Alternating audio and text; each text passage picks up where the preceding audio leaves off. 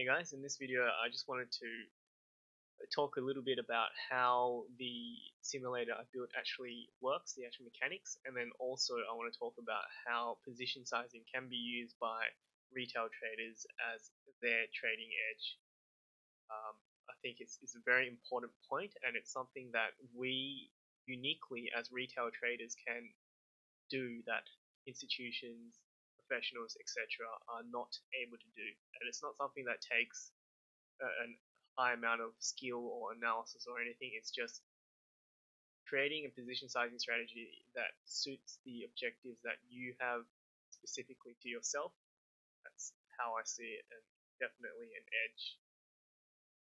Obviously, disclaimer: I'm not giving any financial advice or anything. This is just what I do and what I believe. It's my opinion of um, how I see things are and uh, how I believe I can get an edge from it. So my simulator, if you remember from a previous video, if you've seen it, if you haven't, then I would suggest going back to looking at that. Otherwise, a lot of this might not make any sense. But essentially, I got 100 values, my recent 100 trades. I got the results from there, and I plugged it into simulator as inputs. So that's here. This row here is essentially all my trading inputs from my past 100 trades. And then I used those inputs to generate information on the trading system that I've been using the simulator, and just essentially it spits out values such as what's my average return, maximum return, drawdowns, what's my chance of a losing year, all that sort of thing. And essentially uh, what these values mean are essentially if I had those inputs on a 100-sided dice and I rolled it. Um, I used this dice to simulate my trading. What would my average return be after 10,000 simulations of a year of that trading? What would my maximum return be out of 10,000 simulated years? So once again, I explained that I think a little bit better in my previous video. So have a look at that if you're interested. Now, as to how this simulator actually works, what I do is I fill up this table with all my simulated results, so 10,000 simulated years of trading. I plug it into here, and then from here, I then am able to spit out data on my uh, on my trading system. Also, the probability distribution curve, drawdown probability distribution curve, sort of generates all that information. And how it does that is I've actually got a formula here to simulate my trading, and what these two values are. N is referring to the after simulating for a year of trading, that's the trading result. So I've made a 45% return on that particular year of simulated trading. And you can see that I can generate new values essentially like that. Min is referring to the minimum value in the account during that year of simulated trading. So that's what that refers to. And what I've done is I've built macros using the record macro function, which is the home brand way of doing it when you don't know how to write code, which I do not know how to.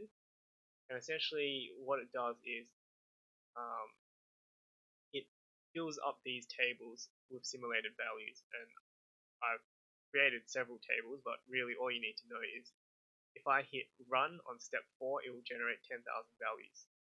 And how it does that is essentially it fills up step 1 table with 250 values, and that's step 1. And then step 2 runs step 1, generates 250 values, and it fills up the step 2 table. And it does that 4 times to generate 1,000 values. And then similar with step 3, I generate 5,000 values by running step 2 a couple times, and then step 4 finally generates 10,000 values by running step 3 2 times, and then it clears out all of the values in these tables, and then it fills up my simulation results table. So that's how it actually works. And now on to how I can actually use position sizing to create an edge for myself, I believe. So I've simulated 3 different scenarios, and this first particular scenario is essentially I'm betting 2% no matter what happens. I'm betting 2% on each trade. And in that scenario, you see I've sort of um, compared all 3 scenarios. But in that first scenario where I'm betting 2% per trade, I am essentially, these are the results I get. So my average return is about 18.5% based off my simulations. That's all the values here. Now in the next scenario, I actually bet 10% per trade, no matter what. Just 10% on every single trade, 10% of capital. And you can see what happens is my average return actually goes up a lot, and my maximum return goes up a lot as well. But my minimum return, now you can see there's a chance that I can more than half my capital.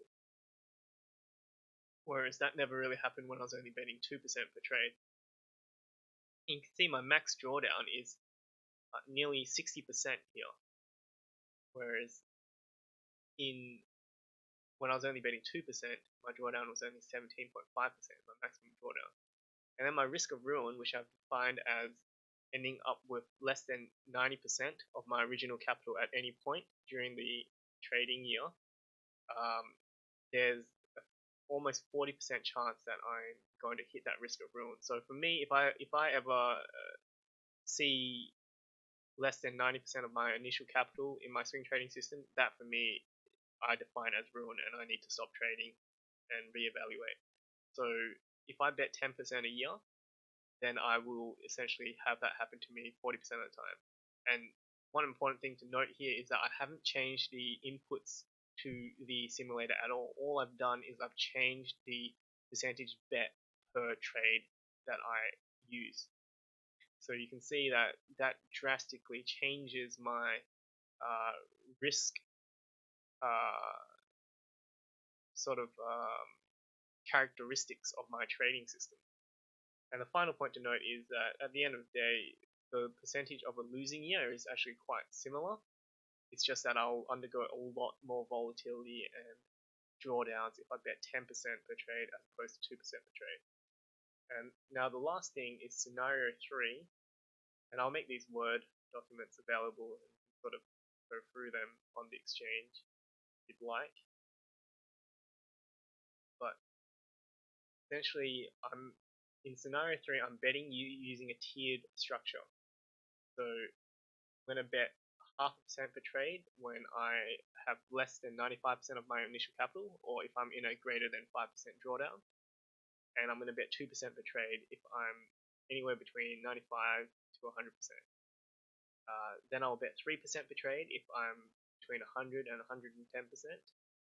Then I'll bet 3% per trade plus an additional 10% of all profits in the portfolio when I'm between 110 to 200%.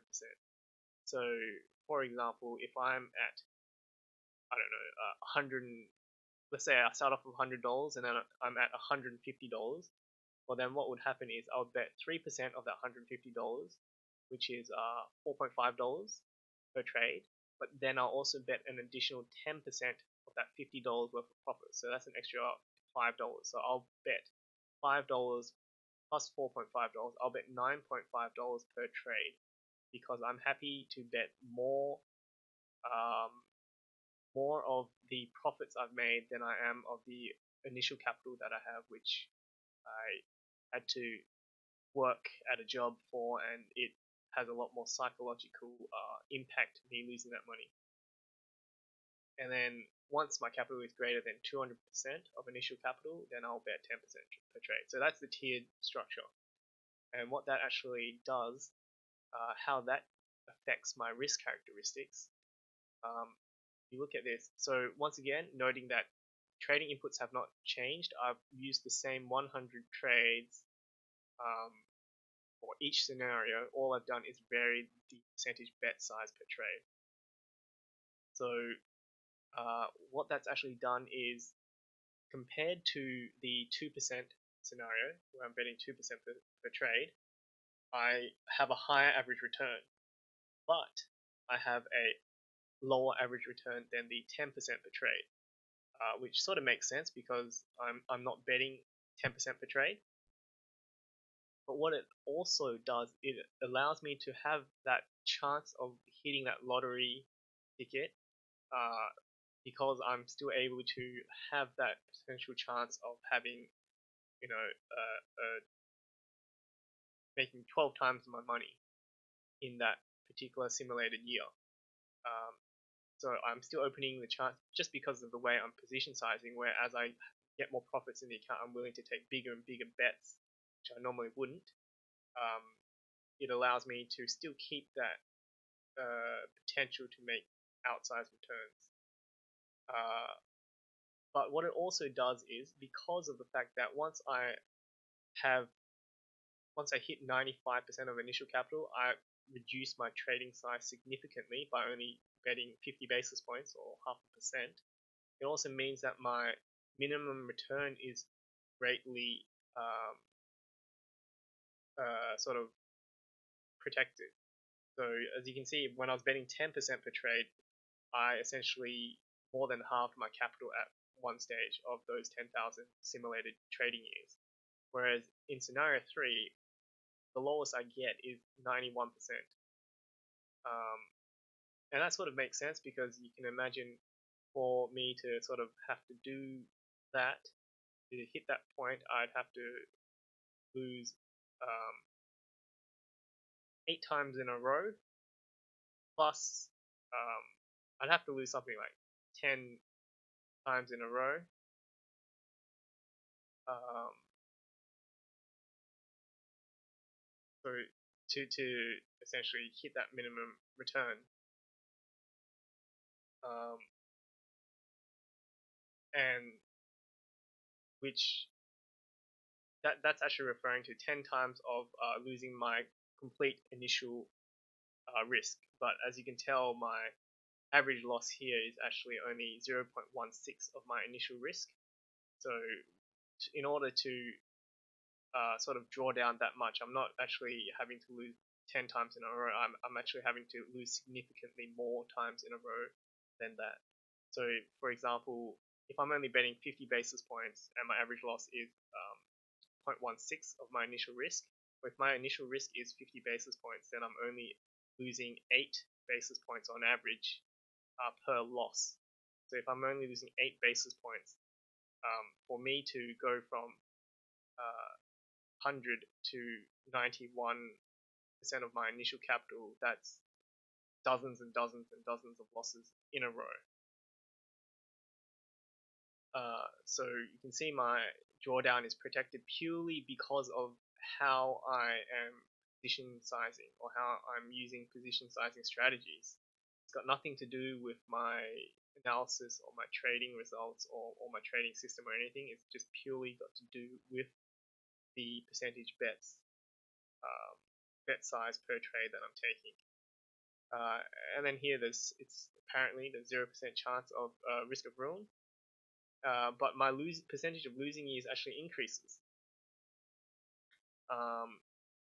Now that's an interesting result for me, but I suspect that's because of the fact that once I hit less than 95, I might find myself getting stuck in that rut because I'm taking such small bets that I end up with that year being in a loss, but just a smaller sort of loss. So that's the statistic side of things in terms of how that actually affects my probability distribution. And this is all to scale, so there's all the same scale. In scenario 1, when I'm betting 2% per trade, I've got more of a normal distribution sort of happening.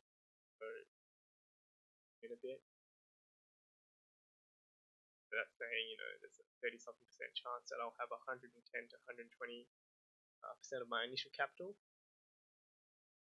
or a 10 to 20% return. And in scenario 2, where I'm betting 10% per trade, you can see that there's a significant skew to the probability distribution. It's essentially all or nothing. There's a 50% chance that I might double my money, but then after that, essentially, it just goes haywire, and it's very, um, as you can see before, it's really an all or nothing approach. Now, if I use the tiered structure position sizing strategy that I showed above, you can actually see that I still leave myself open to having those big outsized gains, but I have more of a more balanced probability distribution curve at year end. So that's sort of what I'm going for, because if I go for here, you can see there's chances that I'm going to lose 20% of my portfolio, or sort of have that um, negative, almost tail risk like situation where I lose a lot more money than I would want to. Whereas here it's a little bit more balanced, it's a little bit more distributed across the different rates of return. That's sort of what I would be looking to do, instead of just doing a traditional 2% per trade or going crazy and doing 10% per trade. I just adjust my position sizes based off of how much capital or how much profit or loss I have in the trading portfolio, and I use those I use that position sizing strategy to help manage my risk, to create a probability distribution that I'm comfortable with, that I'm happy with. And to me, that makes it a massive edge, because most people, if they want to gain access to outsized gains, what they do is they bet big on individual trades that they do a lot of analysis on. And the weakness in that is, if they're wrong about that trade, that will really screw up their return for that year. And it can really screw it up big, because if they bet 20% on one trade and they're wrong on that trade and they lose 20%, then it's very difficult to come back from. And especially in my case, where it's unacceptable to lose more than 10% of my portfolio, and just off of one trade, I can lose double that. So that's not how I trade. And I believe that obviously everyone has their own style of trading, but doing it like this for me proves to be a big edge, in my opinion, for how I trade. Now, the caveat to these simulations are, as I mentioned previously, it assumes that you're doing one trade at a time. It assumes that they're not really correlated, and sort of that's not true in real life situations. So the risk characteristics of a real portfolio would actually probably look quite a bit worse than what I've simulated. But it just does give an idea of the trading system, and sort of gives you an idea of how the trading system works. So that's why I do this simulator, and hopefully I've illustrated how these different scenarios can create different results despite the fact that you're using the same inputs. And hopefully that highlights how position sizing strategies can be of use as an edge in trading as a retail trader. One last note is that you probably need to do at least 100 trades a year to really be able to position size like this. If you're only doing 10 to 20 trades a year, then very difficult to create tiers and sort of create this sort of effect. So that's another edge that I think retail traders can have, because it's probably a bit more rarer if you're managing a big portfolio and you're generating a lot of trades like this. Sometimes your clients, your clients will probably think you're a little bit crazy, unless you're a prop trader or something like that, like James Rosenthal. I think that's how you pronounce his name. Yeah. Thanks for watching.